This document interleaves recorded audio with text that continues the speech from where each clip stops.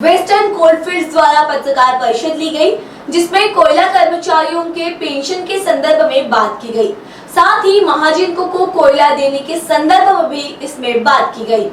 परंतु जो कोयला खदान के मजदूर हैं, उनकी पेंशन स्कीम हम लोग की तरह से बनी हुई है, पुराने लोगों की तरह से।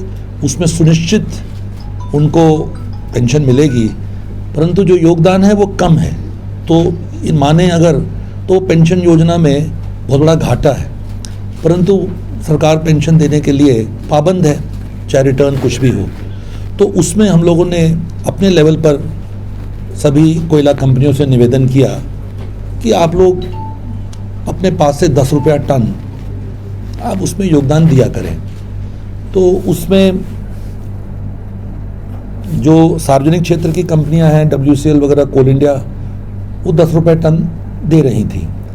तो जैसे इनका उत्पादन पिछले साल 622 मिलियन टन हुआ, तो इन्होंने 622 करोड़ रुपए उस स्कीम में दिए थे। प्राइवेट कंपनियां नहीं दे रही थी। तो आज हम लोग निर्णय लिया है कि हम लोग इसको कानून के तहत आदेशित करेंगे और हम उस 10 रुपये टन को थोड़ा बढ़ा के करेंगे, क्योंकि श्रमिकों का मामला है तो उनकी पेंशन सुनिश्चित होनी चाहिए।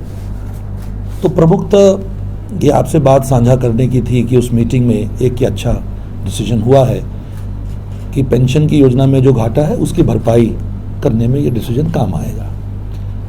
नहीं, कोई स्कैम वैम नहीं था। वो ये है कि जैसा कि अभी आपने सुना ना कि पेंशन की योजना जब शुरू हुई थी, अगर आप ज़रा समय नहीं अपने पास, जब शुरू हुई तो सिर्फ विधवाओं के लिए हुई थी कि जो कोल माइन वर्कर्स की डेथ हो जाती है, उनकी वाइफ को कुछ पेंशन देना चाहिए। वो बहुत छोटी सी, शायद 100 रुपये माह की थी।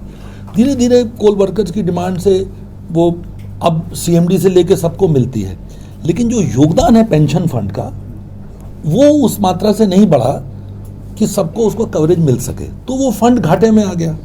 तो हुआ क्या था कि कुछ समय के लिए पहले जो प्रतिमाह कटौतरा होता है और प्रतिमाह जो देना पड़ता है, तो वो उस जो आता था वही दे देते थे। आप समझे बात? जो सभी कर्मचारी प्रतिमाह अपना पेंशन का कटौतरा देते हैं और जो रिटायर हो गए उनको पेंशन आउटगो होती है, तो जो कलेक्शन होता था वो आगे के लिए भंडार तो क्या करना, वो साथ ही साथ निकल जाता था। तो बीच में ऐसी भी स्थिति आई थी कि contribution was less and outgo was more. तो जो प्रोविडेंट फंड का जो पैसे का योगदान था, उस फंड को विद इंटरेस्ट यहाँ ले लिया गया था।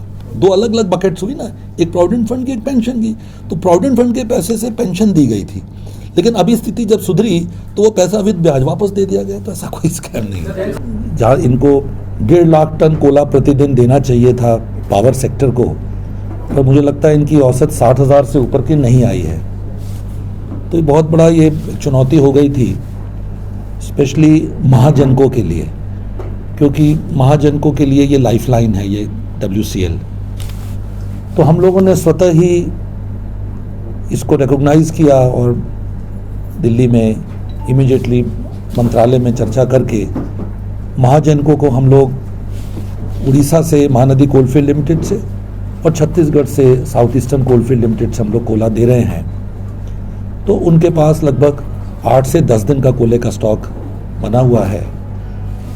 शायद यहाँ अब बारिश थम जाएगी तो सीज़न भी थोड़ा आगे बढ़ गया है, इनका उत्पादन भी इंक्रीज हो रहा है। तो यहाँ से महाजनकों की जो कोयला सप्लाई है वो सुनिश्चित बनी रहेगी। अब तो हमने एक सिस्टम ये अपनाया है कि निरंतर ऑक्शन चलता रहेगा। उसको हम रोलिंग ऑक्शन कहते हैं कि हम जैसे आज हमने सूची में 100 खदानें डाली, 90 दिन के अंदर वो खदान, वो बोली बंद होगी। 91 दिन में जिनमें बोली नहीं लगी वो ऑटोमेटिकली 90 दिन में फिर चली जाएंगी। खदानों की अब नलका हमेशा ओपन रहेगा, खदानों की कमी नहीं। हमारे यहाँ क्या है कि जो खदानें कई बार हमने ऑफर की थी, जो कि बाजार से दूर हैं या उसके अंदर जंगल खर्चा ज़्यादा आएगा, डिफॉरेस्टेशन ज़्यादा होगा, वो खदानों में लोग रुचि नहीं दिखा रहे हैं। लेकिन हम लोग क्या है, वेबसाइट पे उन खदानों को भी रखते हैं। वही खदानें बार बार ऑफर होती है, नहीं उठा जाती, तो मीडिया में ये आता है कि शायद रुचि कम होती जा रही है। तो रुचि जो देखनी अपने को, जो नई खदानें हम ऑफर करते हैं उसमें देखिए।